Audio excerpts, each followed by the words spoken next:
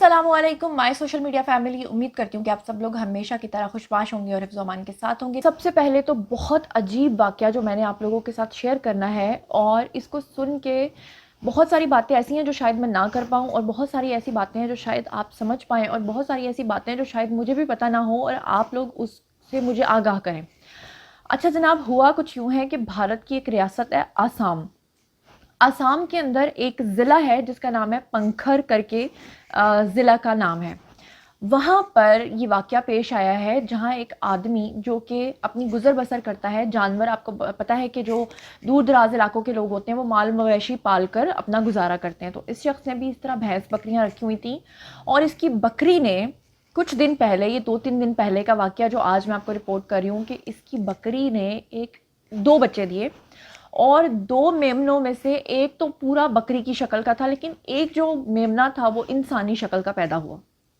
अब जब इंसानी शक्ल का पैदा हुआ तो आपको पता है कि तोहम परस्ती भारत के अंदर अपने अरूज पे है। जैसे ही इर्द गिर्द के इलाके के लोगों को पता चला कि जनाब इनके यहाँ इंसानी शक्ल का एक मेमना पैदा हुआ है जिसके प्रॉपर 2 हाथ थे, कोई 4 हाथ नहीं थे, उसका मुंह जो था वो प्रॉपर इंसानी शक्ल का बना हुआ था, इंसानी खदोखाल का था।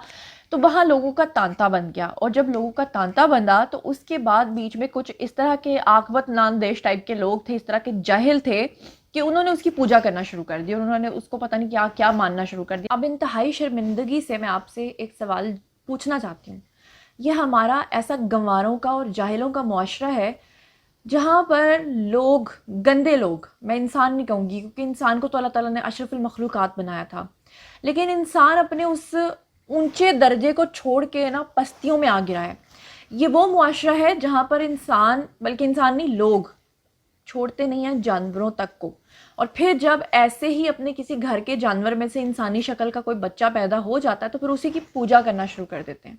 मेरा ख्याल है कि आप लोग इस बात को समझ गए होंगे। खैर, पुलिस इस बारे में अभी थोड़ा इन्वेस्टिगेट कर रही है, जैसे जैसे इसमें फर्दर डेवलपमेंट होगी मैं आप लोगों को इस खबर से ज़रूर आगाह करूंगी। लेकिन इस खबर के ऊपर बात करना इसलिए ज़रूरी था क्योंकि लोग बहुत समझ रहे हैं कि ये कोई ऊपर से ब्लेसिंग उतरी है कि वाह वाह इंसानी शक्ल का जो है ना इंसानी बच्चा पैदा हुआ है, वो भी बकरी का।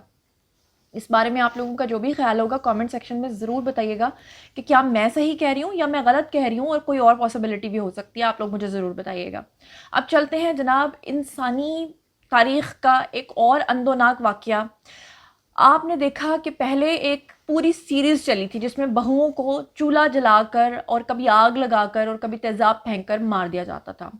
महबूबाओं के साथ ये ज़्यादा होता था कि तेज़ाब फेंक दिया जाता था, दुल्हनों के साथ ये होता था उनको आग लगा के मार दिया जाता था। औरतों के साथ ब्रुटैलिटी का ये वाक़या जो है ये कोई आज का नहीं है, ये सुन सुन के अब हमारे कान पक गए हैं।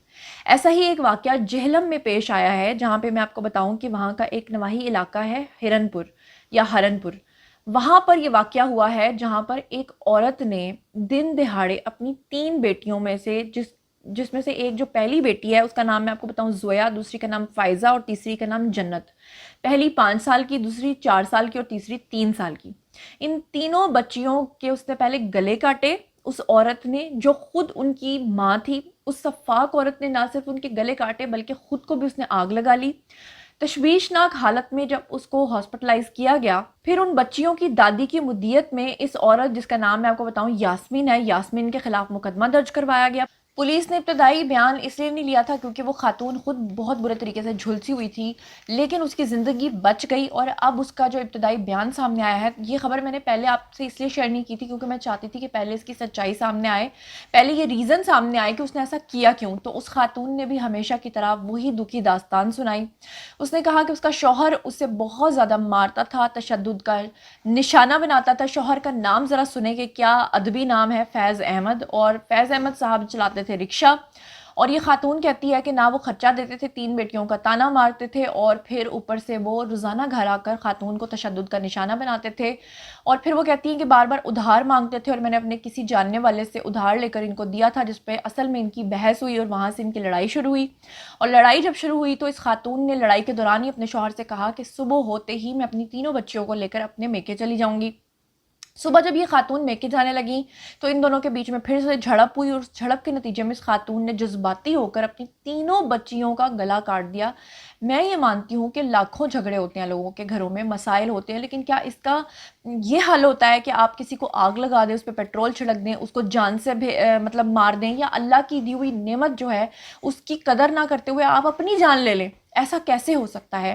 زیادہ سے زیادہ یہی ہے کہ اگر کوئی ریلیشن شپ بہت زیادہ ٹاکسک ہو گیا ہے تو آپ اس ریلیشن شپ سے جان چھڑوا لیں۔ زیادہ سے زیادہ یہی ہے کہ آپ اس رشتے سے ہمیشہ ہمیشہ کے لیے دور چلے جائیں، اور اگر شوہر ہمیشہ کی طرح لڑائی کرتا تو اس دن بھی آپ تھوڑا سا اطمینان سے کام لیں اور وہ چلا جائے اپنے کام پہ، تو پیچھے سے آپ اپنی بچیوں کے ساتھ جہاں مرضی جائیں۔ لیکن اب پچھتائے کیا ہو جب چڑیاں چگ گئی کھیت، کیونکہ بچیاں جو ہے وہ اپنی جان اب کھو چکی ہیں، تو اب کوئی فائدہ نہیں اب رونے کا، پیٹنے کا، خود بھی ساری زندگی اب جھلسی ہوئی شکل کے ساتھ وہ رہیں گی۔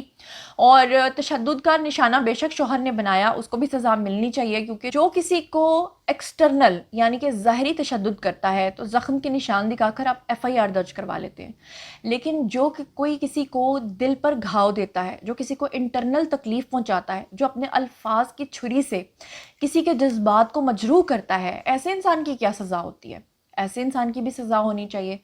اس بارے میں آپ لوگوں کا کیا خیال ہے؟ دونوں واقعات کے بارے میں جو بھی آپ لوگ سوچتے اور سمجھتے ہیں، کیونکہ ہمارے معاشرے میں اب ہم لوگ اتنے بے حس ہو گئے ہیں کہ اس طرح کے واقعات سے بھی ہمیں کوئی فرق نہیں پڑتا، اسی لیے ان دونوں واقعات کے اوپر بات کرنا بہت ضروری تھا۔ آپ جو بھی اس بارے میں سمجھتے ہیں آئیے کامنٹ سیکشن میں شیئر کیجئے۔ مزید خبریں، ولاگز، انٹرویوز اور سیاسی تجزیے جاننے کے لیے میرے ساتھ کنیکٹڈ رہنا ہرگز مت بھولیے گا۔ چینل کو سبسکرائب کر لیجیے گا۔ اپنا بہت خیال رکھیے گا۔ اللہ نگہبان۔